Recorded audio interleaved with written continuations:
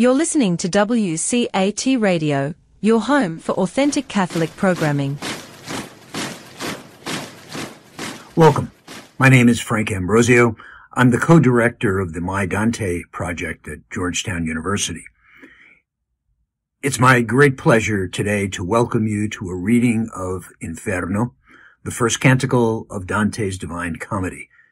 It's voiced by Danny Fitzpatrick, and he's reading his own translation of the poem, which he recently completed in commemoration of the 700th anniversary of Dante's death in 1321. Poetry is meant to be spoken and heard. As Danny speaks, listen for the simplicity and economy of the English words and rhythms which Danny has discovered at work in Dante's native Italian. In their music and textures, we hear the primal power with which they break forth from silence, revealing the whole world, together with all of us, the living and the dead. So let's join Danny Fitzpatrick now on Dante's journey. Hello and welcome back to the Dante in a Year podcast. My name is Danny Fitzpatrick. This weekend, that's June 5th and 6th, I'm going to be in Jackson, Mississippi, visiting St. Richard's Parish, as well as Blaylock Photography Studio. So I'll be talking about Dante, reading some of my own poetry, all these sorts of things. So anyone in the Jackson area, I hope to see you there. Today, we're jumping into Dante's Inferno, Canto 21. So from bridge to bridge, speaking other things that my comedy doesn't care to sing, we went on. And we attained the summit, when we rested to see the latest fissure of Malebolge and the latest vain complaints. And I saw the marvelous darkness. As in the arsenal of the Venetians, the gripping pitch is boiled in winter to repair the unsound barks, since they are unable to sail. In that place one makes his boat new, and another shores up the hull worn by more voyages. One beats at the prow and another at the poop. Others make oars and others still wind stays. Yet more tailor mainsail and jib. So, not by flame but by divine art, a thick pitch boils there below, and sticks fast to the bank in every place. I saw it, but I saw nothing in it, save for the bulges the boiling lifted, and all of it swelling and receding to itself again. While I wondered fixedly at that below, my leader, saying, "Look, look," drew me to himself from the place where I stood. Then I turned as the man who is late to see that he ought to flee, and whom fear suddenly gags and binds, who, for looking, still does not delay his departure. And I saw a pitch-black devil come coursing toward us up the rock. Ah, how fierce was his aspect, and how bitter his acts appeared to me, with wings apart and on light feet. His shoulder, which was sharp and proud, was burdened with a sinner's hips, and held him gripped by the nerves of the feet.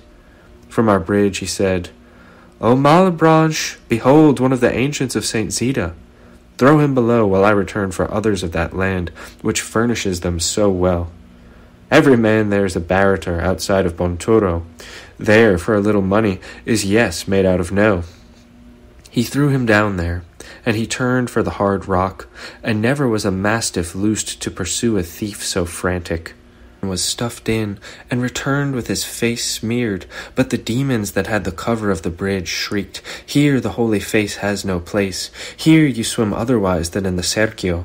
So, if you've no wish of our hooks, don't be up above the pitch." Then they raked him with more than 100 hooks, and said, "Here you must dance under cover and thieve in secret if you can. Not otherwise do cooks make their vassals stuff down meat in the midst of the cauldron with their tongs so that it doesn't rise." The good master said to me, "So it won't appear to them that you're here. Squat down on the other side of a crag or some suitable screen, and fear no offense they might do to me, for I've had these encounters before, and I've met their berating another time." After that he passed there over the bridge, and as he joined the 6th bank, he showed how sure he was of his craft. With that fury and that tempest dogs raise going out against a beggar who cries out quickly where he's arrested, They rushed him from below the little bridge, and came against him with their scourges, but he cried, "Let none of you be fell. Before your hooks grip me, let one of you be drawn ahead to hear me, and then consider clawing me." All shrieked, "Let Malakota go," at which one moved, and the other stood firm. And he came, saying to himself, "What will this profit them?" "Would you think, Malakota, to see me come here," said my master, "secure now from all your schemes, without the divine will and the right hand of fate? Let us go, for in heaven it's willed that I show another this wooded way." Then his pride so plummeted that he let the hook fall to his feet, and he said to the others, "Now let him not be wounded." And my leader to me, "O you that sit among the crags of the bridge, quiet as a mouse, surely now you may return to me." At which I moved myself, and came to him rapt, and the devils also advanced, that I feared they'd not hold to the pact. So I once saw the infantry in fear of leaving the negotiations of Caprona, seeing themselves among such enemies. I drew all my person up alongside my leader, and I didn't turn my eyes from those semblances which bore no good. They lowered their hooks, and one cried to the other, "Should I touch him in the rump?" And he responded, "Yes, make him take it." But that demon that took the warning from my leader turned to all at once and said, "Easy, easy, Scarmiglione." Then he said to us, "To go further along this escarpment is impossible, for the 6th arch lies all splintered in the depth. And if it please you only to advance, go along this grotto. Another rock that gives away is near. Yesterday, 5 hours farther on than now, 1,266 years had passed that the way here was broken. I'll send these of my troop along the way, to see if anyone is on display. Go with them, for they'll do nothing. Bring yourselves forward, Alicino and Calcabrina," he commenced to say, "and you, Cagnazzo, and Barbariccia guide the troop. Let Libicocco come as well, and Ragignazzo, Tust, Ciriato, and Grafiacane, and Farfarello, and crazy Rubicante. Search about the boiling paste. Let these be safe up to the other rock that goes altogether over the dens." "Oh, my master, what is that I see?" I said. "Come on, let us go along unescorted if you know the way. As for me, I don't like it. If you are as shrewd as usual, do you not see that they grind their teeth and menace us with their brows?" And he to me, "I not have you frightened. Let them grind according to their sense, for they do this for the boiling sinners." So they went along the left bank, but first each gripped his tongue with his teeth for a signal to their leader, and he had made a trumpet of his hole. Thanks for joining me for another episode of the Dante in a Year podcast.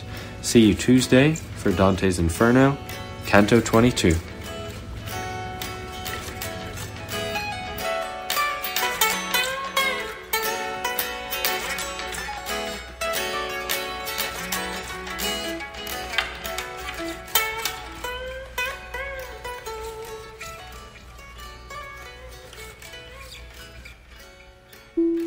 Hello, God's beloved. I'm Annabelle Mosley, author, professor of theology, and host of Then Sings My Soul and Destination Sainthood on WCAT Radio. I invite you to listen in and find inspiration along this sacred journey we're traveling together to make our lives a masterpiece and, with God's grace, become saints. Join me, Annabelle Mosley, for Then Sings My Soul and Destination Sainthood on WCAT Radio. God bless you. Remember, you're never alone. God is always with you.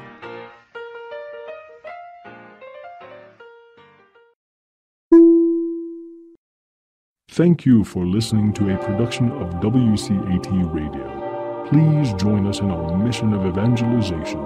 And don't forget, love lifts up when knowledge takes flight.